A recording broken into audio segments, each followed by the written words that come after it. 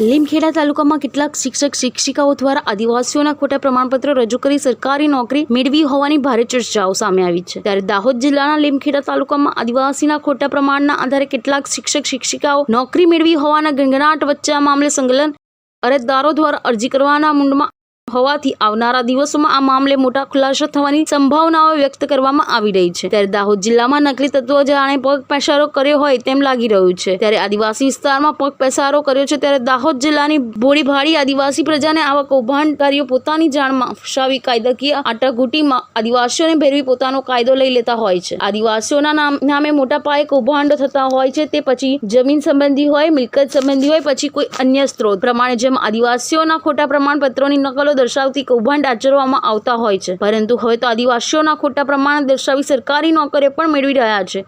ત્યારે આવો જ એક કિસ્સો લીમખેડા તાલુકામાં સામે આવ્યો છે, જેમાં લીમખેડા તાલુકામાં કેટલાક બિના આદિવાસીઓ લોકો દ્વારા ખોટા આદિવાસીઓના પ્રમાણપત્રો મારફતે સરકારી શાળામાં ફરજ બનાવી સરકારી નોકરી ચડી ગયા છે। ત્યારે સંલગ્ન તંત્ર દ્વારા લીમખેડાની શાળાઓમાં તપાસનો ધમધમાટ આરંભ કરવામાં આવે તો આદિવાસીઓના ખોટા પ્રમાણપત્રોના મારફતે શાળાઓમાં સરકારી નોકરીઓ લાગી ગયેલ લોકોની તટસ્થ અને નિષ્પક્ષ તપાસ હાથ ધરવામાં આવે તો લીમખેડા તાલુકામાંથી ઘણા શિક્ષક શિક્ષિકાઓના નામો બહાર આવવાની પૂરેપૂરી શક્યતાઓ વ્યક્ત કરવામાં આવી રહી છે।